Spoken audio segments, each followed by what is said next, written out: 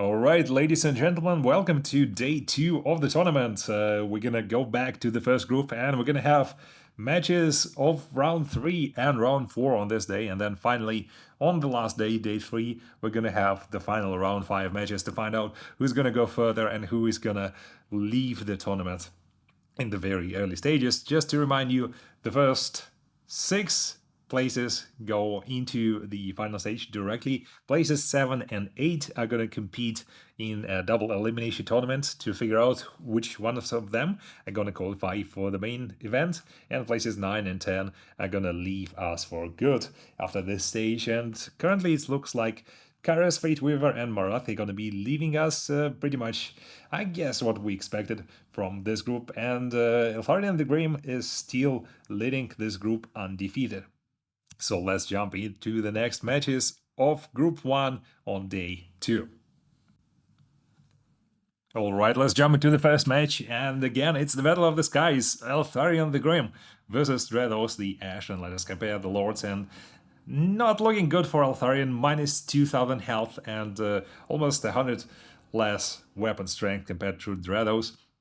Both Lords are charging into each other, and let's see how that goes for them. Dreados the Ashen, he gets the Graven Scepter, gives him a little bit more melee attack, base weapon damage, armor piercing damage.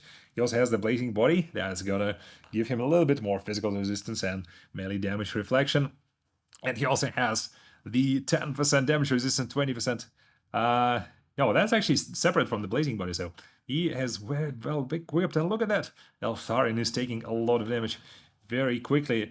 Yeah, I think just 64 melee attack compared to 56 is, and a lot more melee strength and more armor. Dreados just has better stats than Eltharion, and while Eltharion was the leader of this group, it doesn't seem like he can take on Dreados in this matchup. Both Lords are flying around each other and landing a few strikes. Eltharion using his passive ability, and yeah, he's using the Mistwalker's Barrage is recharging. He also has his unbreakable Helm of Yvraz to last a little bit longer in this match, and see maybe he can accidentally do a few strikes against Dreados, but no, he's gonna lose this one and also the second match against Dreados. So Eltharion finally gets defeated, and Dreados is making not really a comeback, but doing a little bit better after his draw with the Nakai, the Wanderer. Let's look at another one of the matches. This is going to be Nakai, the Wanderer, versus Lockheer Felhard, who's going to charge into Nakai, while Nakai is waiting for him on the ground with his 10% ward save. Not bad, Nakai. He seems to be well prepared for this matchup. Nakai obviously has a lot of buffs. He buffed himself up to 100 melee attack, but his melee defense is not really that good. He goes into the Primal Roar, which gives him plus 40 melee attack, plus 20% physical resistance, but he's also rampaging. Yeah, okay, Felhard, he's doing a little bit better. He has the Dread Duelist buff, and he has the Helm of the Kraken that's slowly regenerating his health. Let's speed this match up a little bit and see if Nakai can break through Lockheer's defenses, and looks like he's doing damage to Lockheer, but Lockheer is just slowly regenerating the damage.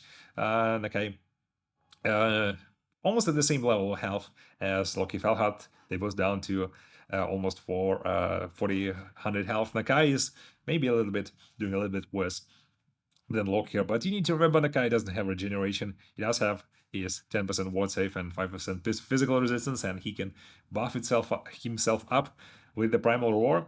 But yeah, it doesn't look good for Nakai. He just needs to do more damage before Lockheer can regenerate it all back, and Nakai seems to be wavering a little bit. Lockheer is down to 2900. Can he do that? 2600? Come on, Nakai. No, he cannot. So Lockheer Felhard is going to take victory in the first and in the second round of this matchup. 2-0 for Lockheer Felhard. He has just too much regeneration for Nakai. So let's quickly look at what happened in the other matches. Marathi lost her Battle of the Casters, I guess, to Kairos Fate Weaver. Orion managed to beat Techless, and Azek the Slaughterer wins against Folkmar the Grim.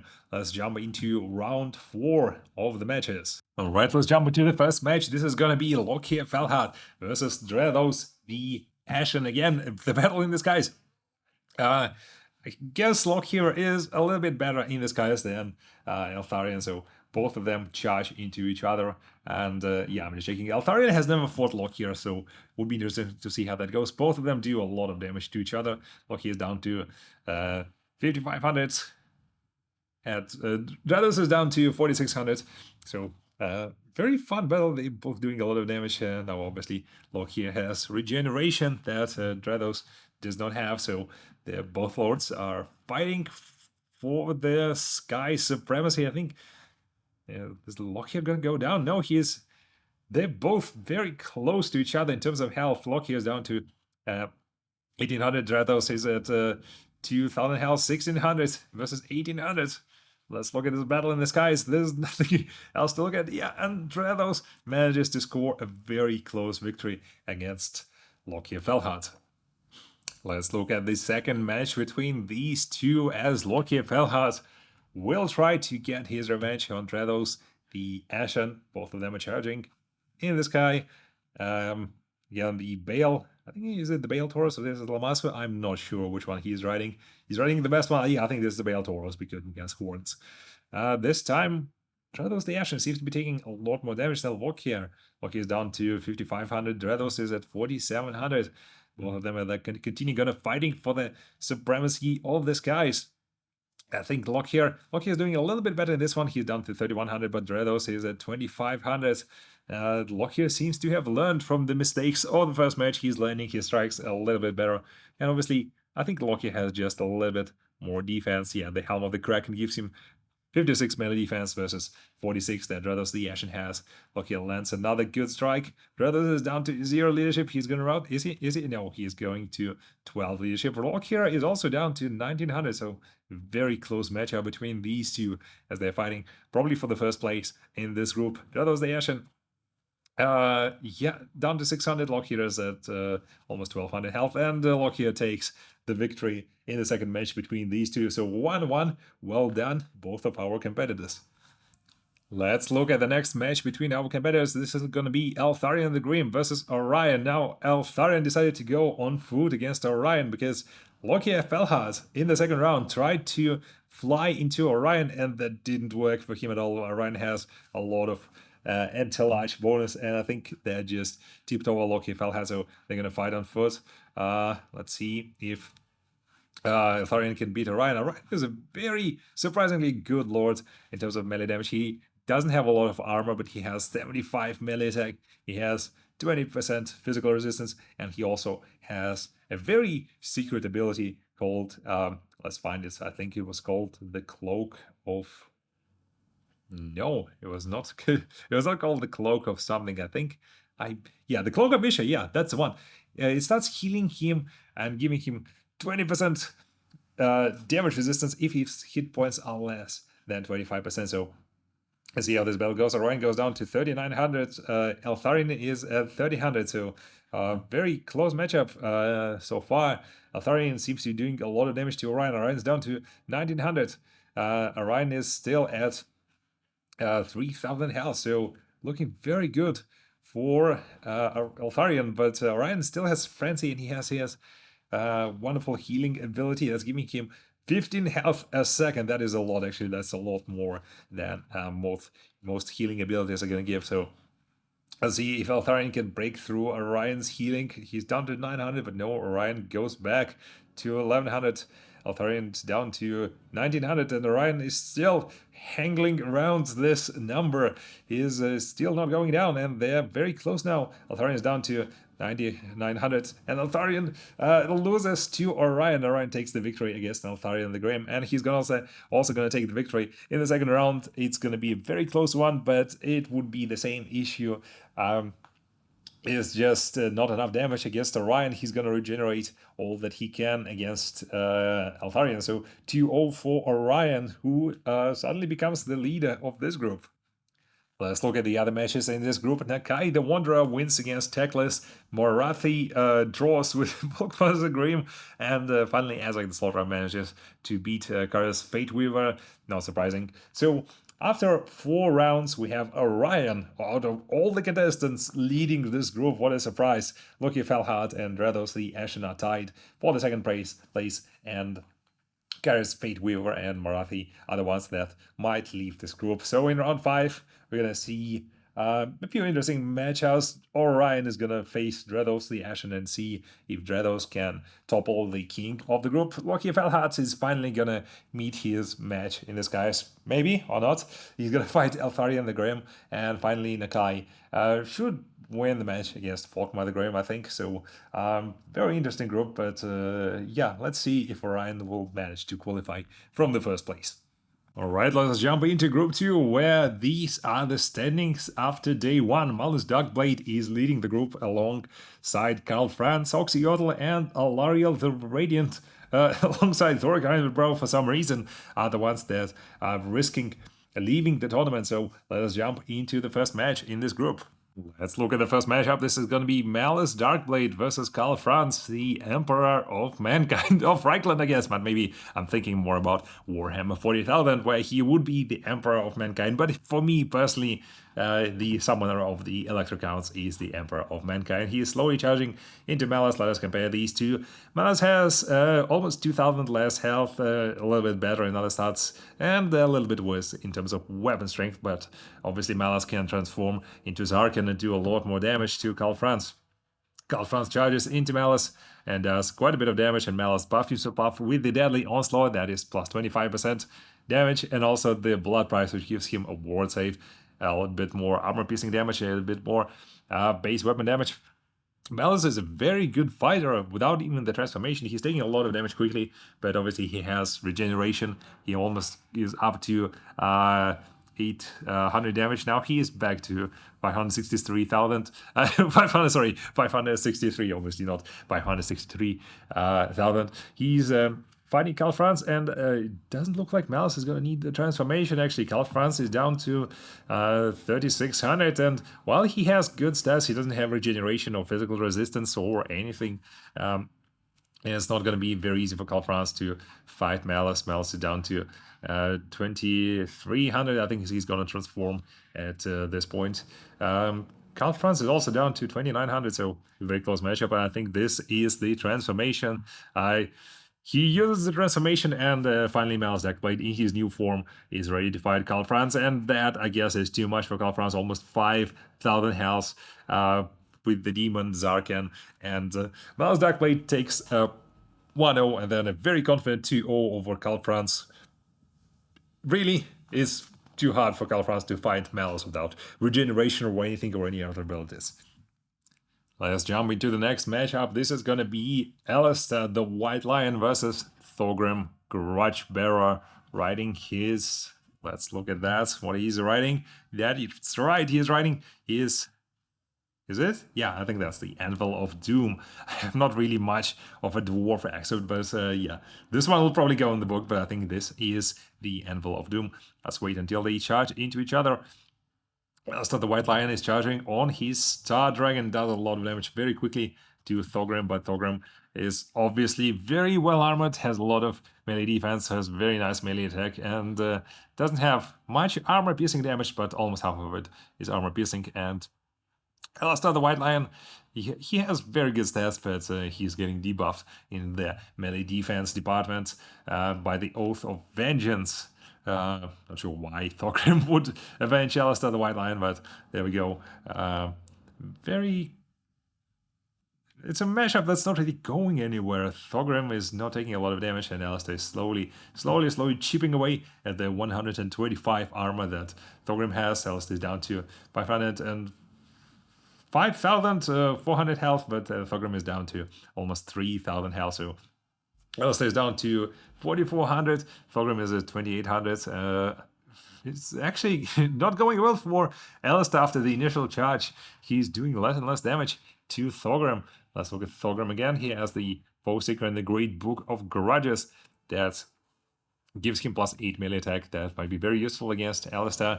Alistair has a very nice amount of armor that might save him from the grudges that he has obviously undertaken against Thorgrim's Grudgebearer. Let's see if he can maybe make a comeback after... No, he's just taking more and more damage for some reason. Thorgrim Grudgebearer is still at 1,700 health, but Alistair is down to 1,800 health. on his Star Dragon. He's down to 1500. He's wavering. His leadership is down to 4. He's down to 1300 health. I bet to Thorgrim, who is almost not taking any damage. Alistair the White Lion not doing too well in this battle. Both of them very, very close in this match. Let's see if Thorgrim can maybe win this one, or I don't know who's gonna win this one. It's so close. 800 compared to 1000 for Alistair the White Lion, and Alistair the White Lion takes a very, very close victory over Thorgrim Grudgebearer. Let's jump into their second match.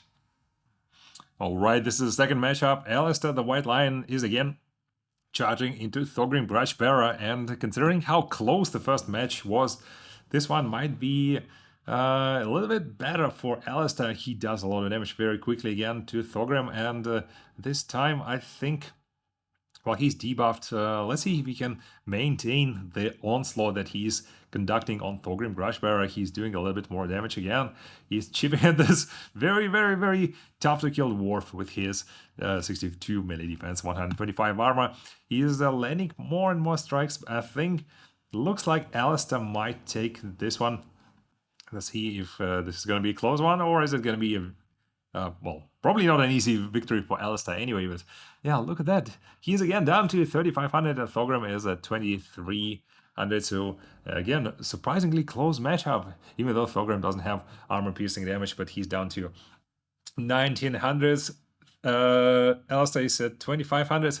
So let's see if Thorgrim can take a 2-0 over Alistair the White Lion. Let's see if this is gonna happen. No, he's down to 1400. Thorgrim is at 1900 health. Very close. 1200 health for Alistair. 1900 for Thorgrim. Is anybody wavering? Alistair is wavering a little bit, but I think he's going to recover from the damage he has taken. Let us continue this battle and see if Alistair maybe is going to make a comeback. No, he's not going to make it a comeback.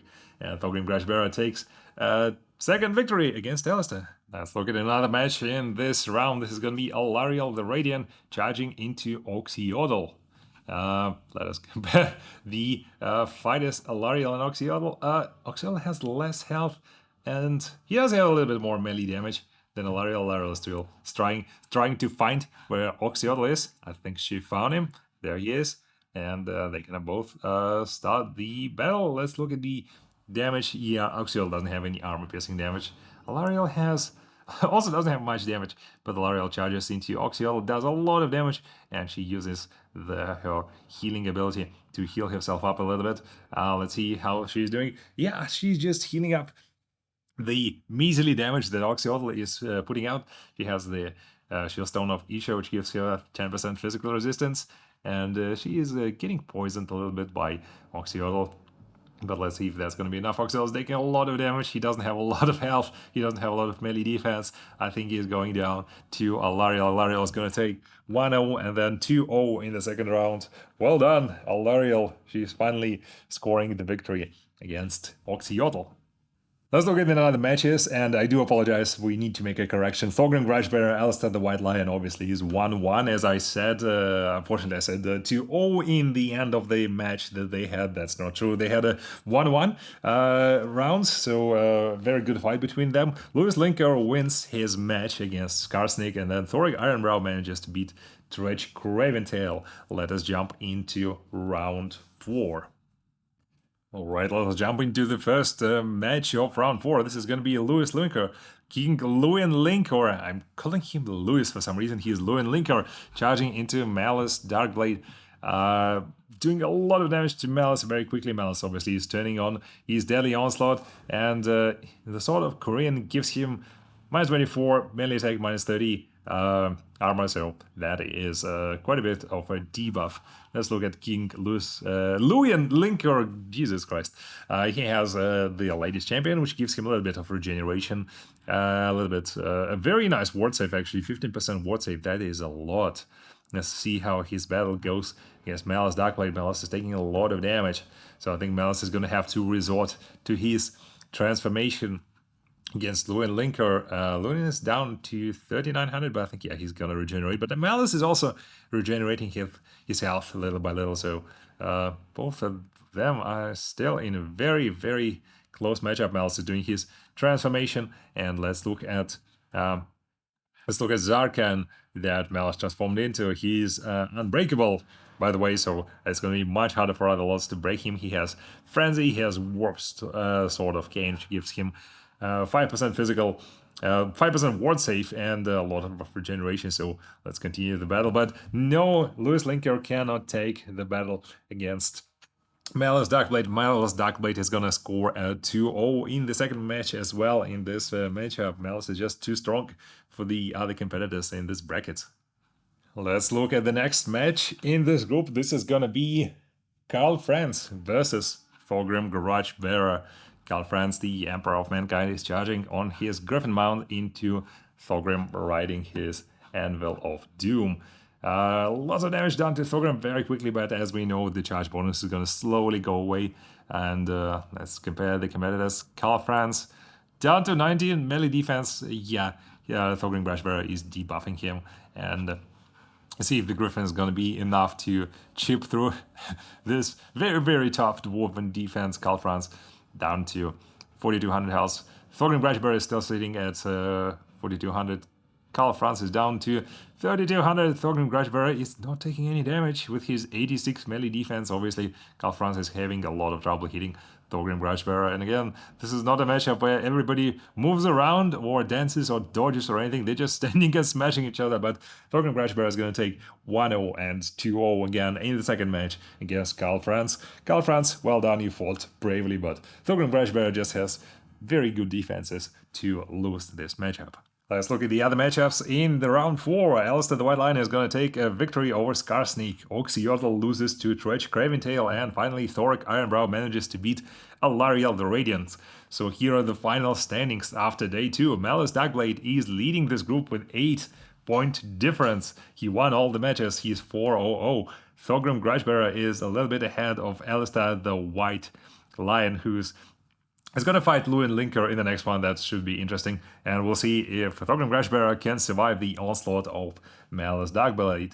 Alariel will be fighting Skarsnik, and I think it's going to be an easy victory for Skarsnik, and he's going to secure his probably 8th or 7th place in the group. Oxyotl is fighting Thoric Ironbrow. I don't think Oxyotl is going to get any victories in this one, but yeah, there we go. And Karl Franz gonna fight Tretch Craventail in the last match.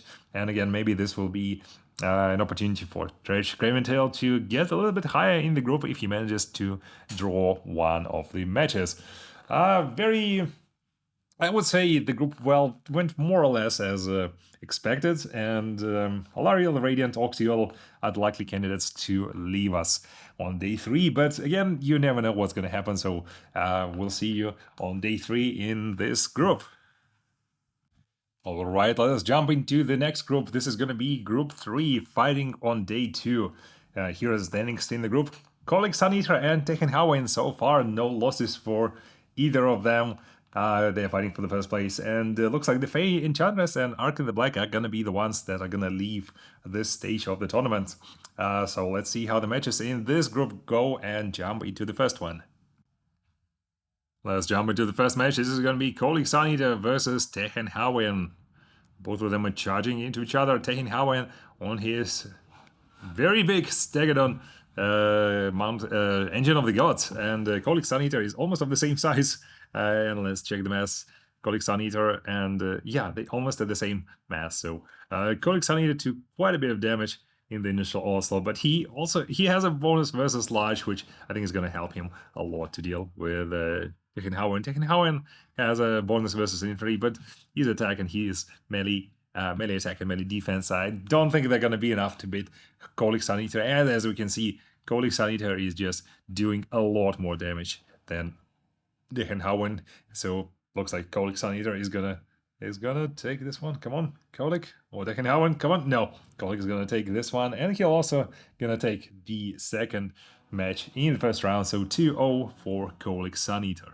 Our next match is gonna be High Queen Khalida on her Necro Serpent Mount, looking pretty incredible, but unfortunately not usually performing that well, at least in the campaign. Maybe she'll do better against Boris Todbringer, who is flying his trusty Griffin mount. And Boris Stormbringer also has the regeneration effect from his Middenland Runefang. Boris charges into Khalida, and Khalida does a little bit of poison damage to Boris. She's dodging all around Boris. Look at that. The Necroserpents. Definitely one of the more fun animations in the battle, but she's taking a lot of damage from Boris. Let's look at the stats. I think she has pretty decent stats, but yeah, for some reason she's just not really doing that well against Boris. I guess maybe because that's Boris is regenerating quite a lot of his health. He's pretty much at full leadership, and he is I would say sitting at maybe 66% of his health. High Queen Khalid is down to 2500, and no, that's not really a close matchup for Boris. Boris, I think he's gonna take this one. Let's see, they're both at almost the same health as they were almost like a minute ago. Khalida is at 1500, Boris is regenerating back to 3500. Yeah, Khalida is down, and she's gonna also go down in the second match, so 2-0 for Boris Todbringer. Can a giant rotting crab help you win the battle? Let's check this out as we see Celostra Dolphin fight against Miao Ying. Miao Ying is gonna transform in her dragon form, and let's see if Miao Ying can actually do something about her draw series, because she drew in the first round and drew in the second round. Still not a single clear victory for Miao Ying. Miao Ying does charge into Celostra Dolphin, not a lot of damage, but I think she's slowly chipping away the health of Celostra Dolphin. Celostra does have one debuff that she can use on Miao Ying, and I think we're gonna see it very soon. It's a rather slow matchup where both competitors are just slowly chipping away, but Miao Ying obviously has a little bit more melee attack and a little bit more melee defense. So I think that's going to help you a little bit here. This is the Song of the Enthrallment, which gives minus 24 melee attack to Miao Ying, but I don't think that's going to be enough for Celostra. And let's speed this up a little bit, because this is a very, very, very long match, as it looks like both of them are just fighting slowly each other. Miao Ying is down to 4,200, Celostra is down to 2,000, and I think she is gonna go down in this matchup, but she'll also go down in the second round. So Miao Ying finally manages to win a match against her opponents. Let's look at the other matches. In round 3, the Fey Enchanter is gonna lose to Ark in the Black, riding on his trusty steed, and Sisters of Twilight are gonna beat Malachi Makaisen. So pretty much all the rounds go as expected, and let's jump into round 4. Let's see the first match of round 4. This is going to be Boris versus Kolik Sun Eater. Can Boris Todbringer bring Tod, which is, by the way, the word for death in German, to Kolik Sun Eater, who is going to eat the sun, I guess? No, I think the lore was that he was so evil that the sun didn't want to look at him. And every time he came out, it was always bad weather, storms, and everything. Boris Todbringer charges into Kolik, but Boris Todbringer takes far more damage than Kolik. Look at that. Kolik is just pounding at Boris. Boris is down to 5,300 health. Kolik, yeah, just look at that. Doing a lot of damage to Boris. Boris is almost down to half health. Horace Kolik has not taken any damage. He lands another strike on Boris. Boris is down to 2,300, and yeah, this is not a match Boris can win. 2-0 for Kolik. Let's look at one of the more unusual matchups. This is going to be Sisters of Twilight going into melee against High Queen Khalida, and obviously using their cheating shooting ability. So we're going to try to dodge it. High Queen Khalida both go into melee. And yeah, Sisters of Twilight, they don't have any other melee buffs apart from the cheating shooting that they can do. High Queen Khalida is obviously trying to fight them with what she has. 65 melee attack, 60 melee defense, and very respectable hit chance. Sisters of Twilight, I honestly don't think they would be that good if they were prohibited from shooting, but they are still shooting all the time. So let's look at how this match goes. For them, they seem to be doing a lot more damage to High Queen Khalida than she does, and looks like they might be able to take the first round against High Queen Khalida. Yeah, I think she is. Is she crumbling? No, she's not crumbling, but she has no way to heal or get that health back. She's down to 1,100. Sister of Twilight, that's actually a very close match. Khalid is down to 1,100. Sister of Twilight down to 1,800 health. Let's see if they can finish this matchup. Khalid is down to 700. But Sisters of Twilight are also down to 1300 health. That is a very, very close matchup. Heiko Kalida has the blessing of Asap, which is one of the most useless skills in the game that doesn't give her anything. She just yes, gives shooting buffs to neighboring units, but that's not going to help her. So she is going to lose the first round. Let's jump into the second round between these two as the Sisters of Twilight are slowly charging into Haiguin Khalid that is still trying to dodge their cheating missiles as they're flying into them. Haiguin Khalid uses her poison ability for a little bit, and yeah, I think that's not a permanent ability. No, that actually is a permanent ability. She's applying poison all the time to Sisters of Twilight, so let's see how this match goes between these two again. Haiguin Khalid losing a little bit health-wise compared to Sisters of Twilight. She's down to 2700. They are sitting at 3800. She's down to 2500 compared to 3500, 3200. Let's slow this down a little bit. She's down to 2000 health. Sisters of Twilight down to 2300 health. They're still getting poisoned. And Keithian's hard tenacity gives him a little bit more weapon strength. They actually have very good weapon strength, considering they are flying shooting lord that is not supposed to get into melee. 504 melee damage, that is a lot. Queen Khalida seems to be taking this one back with 89 melee attack. She's landing more strikes this time on Sisters of Twilight. Let's speed this up and see how this match goes. And if the Sisters of Twilight are gonna make a comeback, no, they're not. 1-1 between Sisters of Twilight and High Queen Khalida. So in the other matches in this group, Miao Ying takes a very easy victory over Tekken Howin. She just does more damage than Tekken Howin can withstand with his rather low melee attack and melee defense. Fein Chadres loses to Silostro Diaphine, and Arkan the Black draws, surprisingly, against Malachi Makaisen, who is a Dwarven engineer, but he's also a Slayer, so that gives him a little bit more of an advantage. So, after 4 rounds, we have the following standings. Kolik Sun Eater in the first place with 4 points, not a single loss. Miao Ying and Boris Todbringer are likely gonna fight for the second place. And let's see, no, they're not gonna fight each other. Boris Todbringer is gonna fight Tehen Howin. I'm not sure where this one is gonna go. I think it's gonna go in Boris's way just because he has regeneration. Miao Ying is gonna fight Kolik Sun Eater, not a matchup anybody wants to participate in. And by the looks of this group, Malachi Makaisen and the Fein Chadres are going to be the two leaving us in the next round. But again, we'll see what happens. Alright guys, let's jump into Group 4, where after the first 2 rounds, Imrik and Lutho Harken are the ones fighting for leadership, and also Gorok also doesn't have a single defeat so far. And in the bottom we've got, quite as expected, I would say, Marcus Wolfhard and Heinrich Kemmler, but Isabella von Karstein is not doing too well. She also has -4 points, so let us see how these matches go and jump right into them.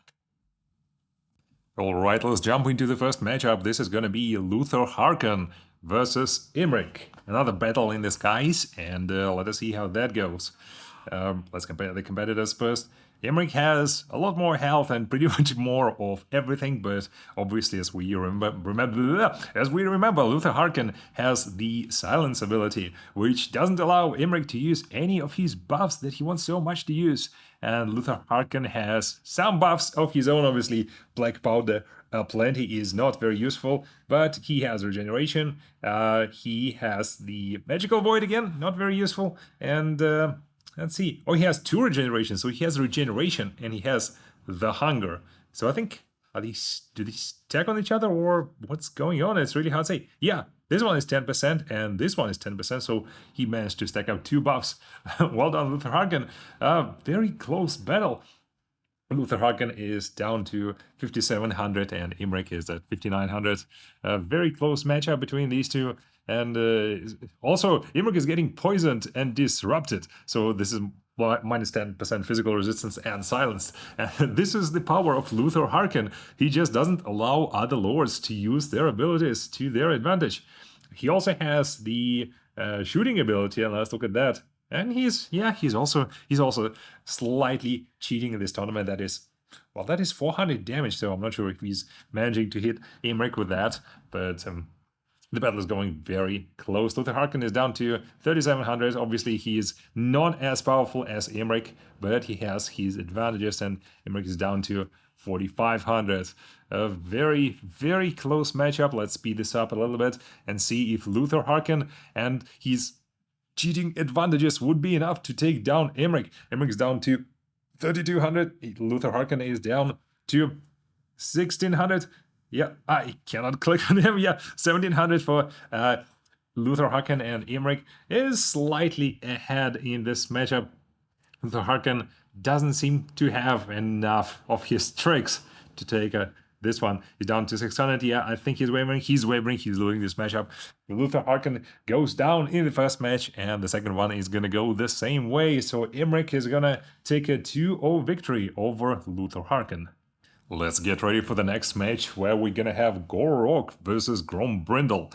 The unmovable object versus another unmovable object. The battle of unmovable objects.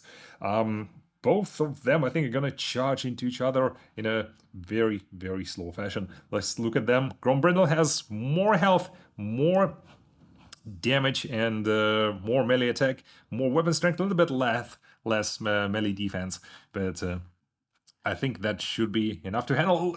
Look at the damage. Gorok is almost down to half health, and we are not even a minute, well, just a little bit over a minute into the matchup. Gorok is already down to half health. Grombrindle buffed himself up to 70 melee attack and 500 weapon strength with armor piercing. So this 100 armor that Gorok has is not going to help him that much. And let's see if Gorok can counteract that. Doesn't look like he just cannot do enough damage to the White Dwarf, who is, I think, who is unbreakable as well. Yeah, he's unbreakable. So it's going to be very hard for Gorok to make a comeback in this match. Let's see if he's able to do that. No, he just goes down, and rather easy victory for Grombrindle. Let's see if the second match is going to be any different. Alright, we're ready for the second match. Both lords are slowly, very slowly charging into each other. There we go. And Gorok, let's see what's happening. Why did Gorok take so much damage the first time? Grombrindle, I didn't think he was that strong in melee, but looks like Gorok is doing a little bit better this time. Oh, no, he's not. He's down to 2,900 health. Grombrindle is still at 5,300. He is has almost twice as much health as Gorok, and Gorok is trying to use his abilities, but I don't think they will be enough to fight Grombrindle. Let's see, Grombrindle. No, can he? No, he doesn't take Gorok, and Gorok loses this matchup. So 2-0 for Grombrindle. Well done, the White Dwarf. Let's look at another match in this group. This is going to be Azazel versus Malekith. Another battle in the skies. We're having a lot of battle in the skies lately. Let us compare the two lords and see how they stack it up against each other. Azazel has 2,000 less health, 85% less armor, but he has more melee attack and melee defense. Both charge into each other. And Azazel has a few buffs of his own. He has the Demon Blade, which gives him a little bit more damage, and the Temptator, which gives him melee damage reflection and damage resistance from Malekith. Let's see how that fight goes. I think Azazel is taking a lot of damage, but Malekith as well. They're both fighting each other, and it's a tough fight for Malekith. He hasn't been updated for a while. I think he's not the king of the skies anymore. Obviously, Tic-Tac-Toe is, as we know, but let's look at Malekith. He has the spell resistance, power recharge, that's not helping him. Domineering Aura doesn't do anything. Yeah, there are no buffs or debuffs on Malekith, but he needs to do something to win this matchup, I think. Let's see, Azazel's down to 2,500, 3,900 for Malekith. So maybe Malekith is gonna actually take this one. Let's look at them. Very close matchup. Azazel manages to get another strike. Azazel is very agile, very nimble, and he manages to hit Malekith, who has physical resistance, but obviously that doesn't help against magical attacks. Malekith is down to 2,600. Azazel is at 2,000. A very close match, and let's see if any of them have any abilities or anything they can use. No, I don't think so. Nothing goes on at very low health. So 1700 for Malakes and 1600 for Azazel. A very, very close battle. Look at that. Azazel is a very, very nimble demon flying around the huge dragon that Malakith has. 1300 both for both of them. The difference is equal, is so minus. Like Azazel is down to 590 and Malk is at 960. Let's see if they can land the killing blow. 580 versus 600. Such a close battle. Final strike, no. 200, 200. And wow, Malekith takes the.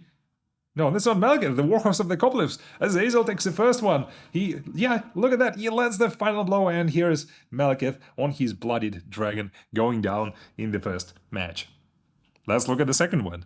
Alright, the second matchup between the contestants Malekith versus Azazel. Both of them are charging into each other. And let's watch this matchup if it goes any better for Malekith, who just needed maybe one strike to win this one. But the second matchup seems to be going on pretty bad for Malekith. He's down to 6,000 health. Azazel is down to 5,200. But obviously he's landing a lot more strikes on Malekith. And let's see if Malekith can turn this one around. Doesn't look like he can. He's down to 2,600, 2,200. Azazel's down to 2,500. Wait. Azazel is 2,500. Malekith is at 1. No, I don't think that's going to be enough. No, he goes down. Malekith loses 0-2 to Azazel in this one. Malekith goes seduced into losing this matchup. And well done, Azazel.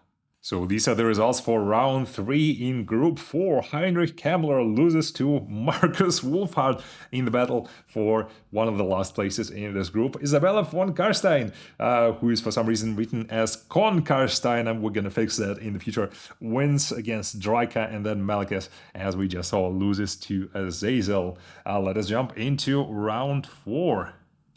Alright, this is the first match of round 4. Imrik versus Malekith. Battle of the Dragons in disguise, just as we love it. Both of them are charging into each other. Let us compare the competitors. And Malekith has less health, has less melee attack, more melee defense, and less weapon strength. But I don't think that really matters for him, as he seems to be taking so much damage from Imrik. Yes, his Black Dragon is just not enough for what Imrik can do on his Mighty Star Dragon. Malekith goes down in the first round, and the second one is gonna go exactly the same way. Imrik takes a very, very clear 2-0 victory over Malekith. Let's jump into the next matchup, the Battle of Regeneration.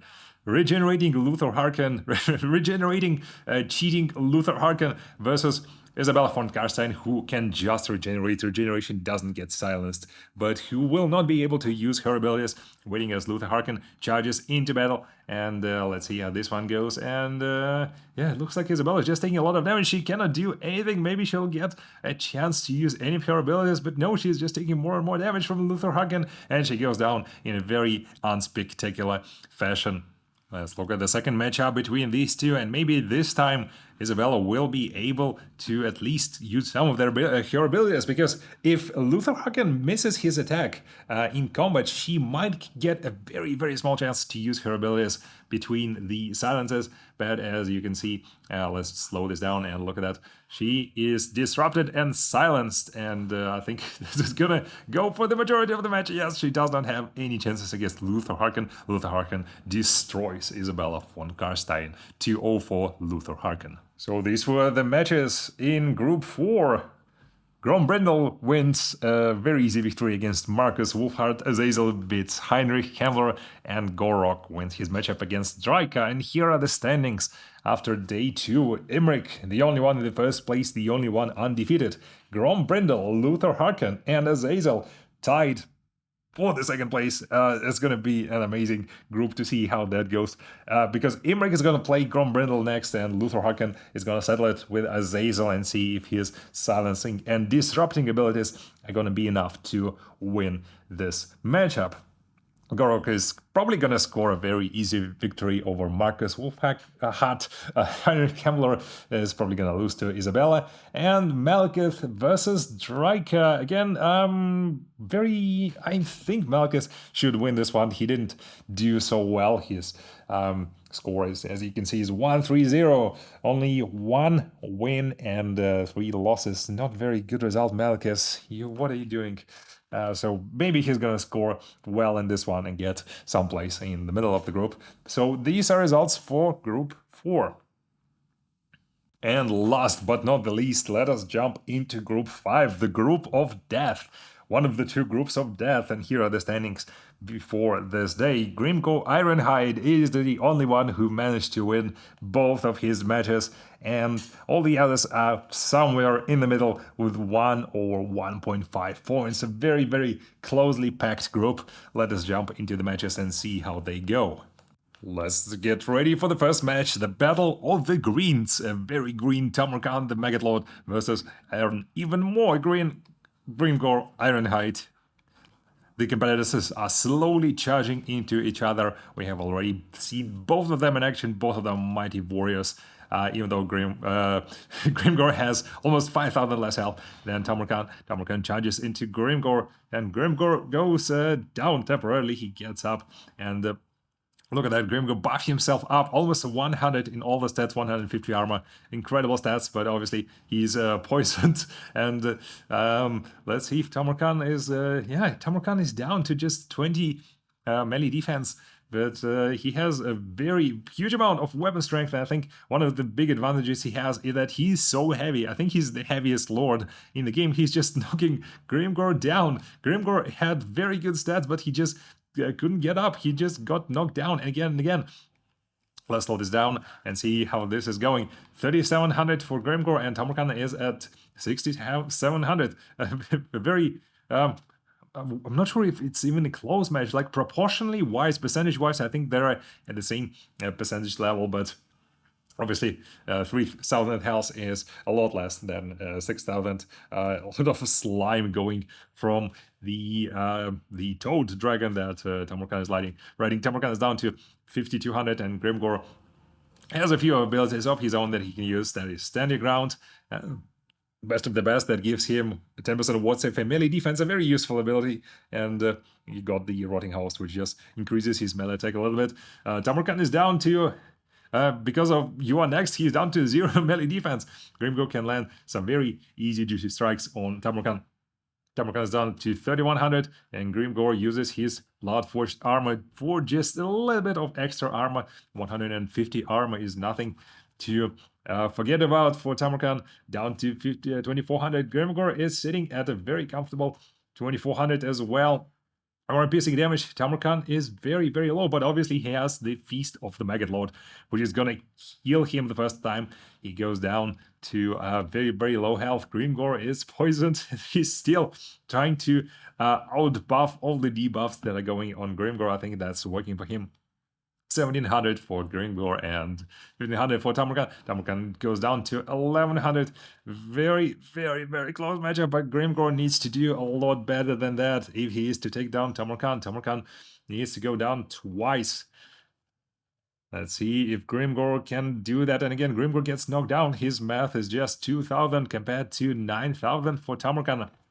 Tamarkan is 500 and Grimgor is 1,000. A very close match. 2,200 for Tamarkan, 1,000 for Grimgor, and he goes down the first time, and he is regenerating, and no, Grimgor Grimgor loses from the lizard.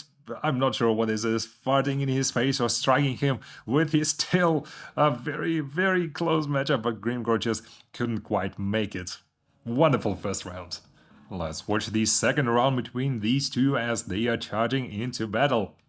Grimgor Ironhide and Taurox the Maggot Lord charging into each other, and let's see if Grimgor can do a little bit. This time there are so many buffs and debuffs of Grimgor, so it's very hard to track what is going on, but yeah, it seems like Grimgor is not getting knocked down as much. Tamarkan trying to find where Grimgor is, running circles around his toad dragon. Let's see how this match goes. Grimgor is at 3,500 and Tamarkan is at 6,700, so not as good as the first one. Grimgor is down to 2,700, 5,400, 5,100 for Tamarkan. Grimgor is down to 1,700, and Tamarkan is still sitting at 4,000. So he has, even though he has 0 melee defense, that doesn't really matter that much because he just does so much damage, and he has so much time, and he knocks down his opponents so much that they just don't have the time to do all the damage when they are buffed, when they are ready. Grim goes down to -8 leadership, -4 leadership. Yeah, Grimgor is still in the game, but he needs to do so much to win this matchup right now. I don't think that's going to be possible. Let's see, Grimgor buffs himself up to 94 melee attack, 55 melee defense. Gets up slowly again. As you can see, he buffed himself up, but he just didn't have enough time. And again, he doesn't have enough time to do all the damage. He maybe managed to do one strike, but that's not enough. And Grimgor loses 2-0 to Tamurkan, the Maggot Lord. Let's jump into the next match where the Slayer King himself is gonna face Taurox, the Brass Bull. Let's see how this plays out. Yeah, he decides to charge into Taurox. I think it's more fun to charge. And he has a little bit more, like Taurox, despite him being a Brass Bull, he doesn't have that much of a charge bonus, just 54. And Angrim has almost the same charge bonus versus Large, and he is unbreakable. Both of them clash into each other. Nobody manages to topple each other. Let's see if Taurox is... Yeah, Taurox is more heavy, but not as heavy. not that... he is not as heavy as Tamurkan the Maggot Lord. He just doesn't knock his opponents down that much. Let's see how that goes. Angrim is down to 3,200. Taurox is at 4,500. A very close matchup. Taurox has flaming attacks that don't really do that much. And he has the Slaughter's Call, a little bit more melee attack, and Blood Greed that is not going to activate in this matchup.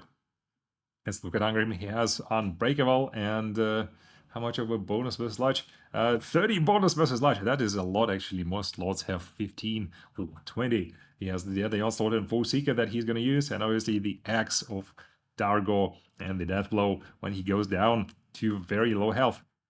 Well, I think it's going to happen very soon. Taurox is down to 2,400 and Angrim is at 2,800. A very close matchup.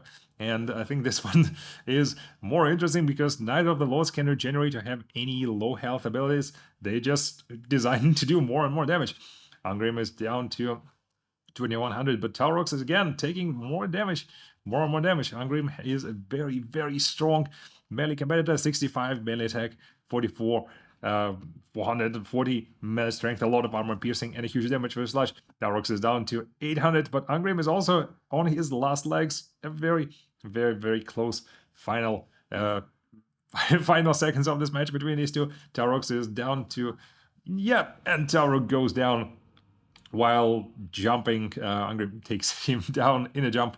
1-0 for Angrim Iron Fist. Let's jump into the second match between these two as they are charging and see if Taurox can maybe score another point in the match to get a draw at least with Angrim. He does a lot of damage in Angrim very, very quickly. Angrim is wavering a little bit. He has 1,000 weapon strength. Look at that. 1,000 weapon strength from the red ruin. That gives him a lot more weapon strength and less melee defense. And that is actually a lot, but yeah, it's a double-sided weapon as Angrim is also taking a lot of damage from Taurox. Let's see if he can maybe win the second time in a row. Taurox is down to 3,800. Angrim is at 2,700. Let's speed this up a little bit. Taurox is getting a few good hits, but he's also getting hit himself. Taurox is at 2,200. Angrim is 2,100. They are almost equally matched. The competitors are so close. 1,600 against 1,600 against 1,300 for Angrim. Angrim is getting buffed, I think, by his low health, the Death Blow ability. Yeah, there is Death Blow, a little bit more damage when he's down. 7,800 versus 1,300 for Taurox, and Taurox lands a very nice blow to Angrim. Let's see if Angrim can bring this down. 960 for Taurox, and Angrim is down to 45. No, it's 100 versus 500. No, and Angrim goes down. He actually gets killed by Taurox. A very rare occasion. Most lords are usually defeated by losing their leadership, but here's Taurox winning against Angrim, and there's probably some blood or something coming from his mouth, or flowers or butterflies. I'm not really sure, but Taurox wins this one. 1-1, a very, very fun and close matchup between these two. So let's look at the other results in this round. Balthazar Gelt loses to Alith Arna 0-2. Sigvald takes the victory over Kazrak, and Village the Cursling gets destroyed by Crone Hellebron on her Manticore. Let us jump into round 4. And the first matchup we're gonna look at is the Battle of the Savages, Grimgor Ironhide versus Taurox. Both competitors are charging into each other with very high speed. There we go. Taurox probably misses Grimgor while he is rolling in his very, very spectacular fashion. But I think let's look at Grimgor. Grimgor is better than Taurox in all the stats. He has more health, more armor, more melee attack, more melee defense, more weapon strength, better charge bonus, pretty much better everything. Let's see if that's going to help Grimgor. And it looks like it will. Both of them are struggling to do a lot of damage to each other, but Taurox seems to be taking a lot of damage from Grimgor and not able to do much in return. Taurox down to 3,400. Grimgor is sitting at 5,400. Yeah, Grimgor is looking much better in this matchup than Taurox, and he buffs himself up with a huge amount of his buffs. I think he has like 3 or 4 of them that I have to activate every single time. And yeah, Grimgor is just one beast of a lord in melee. Obviously, he couldn't take Tamarkan, but maybe he will take Taurox in this one. And yeah, it looks like this is going to be... Grimgor is almost even... He's not even at half health, and he wins the first match. And he's also going to win the second match against Taurox in the same fashion, 2-0 for Grimgor in this round. And let's look at the final match in this group, the Battle of the Berserkers, Crone Hellebrand versus Angrim Iron Fist. Both lords who love to go to 1000 weapon strength and completely get rid of any melee defense. I mean, obviously, who needs defense when you can just charge into the enemy and see who is the better fighter? So Crone Hellebrand is going to slowly charge into Angrim, and let's look at that. She is going to buff herself up to... there it is, 1000 damage for her, 1000 damage for Angrim Iron Fist. Let's see how this match goes. Crone Hellebrand takes almost a third of her health down, but Angrim is also down to, wait, she's down to half of her health. Angrim is also, what's going on? They're doing so much damage in no time to each other. Both are down to 3,000. Angrim is down to 2,200. Crone Hellebrand is down to 2,000, 1,600. Yeah, this is not even sped up. 1,100 versus 1,600. Will she be able to? Don't know. Angrim wins one of the quickest matches, one of the funniest matches. 1-0 for Angrim. Well done. And let's see the second round.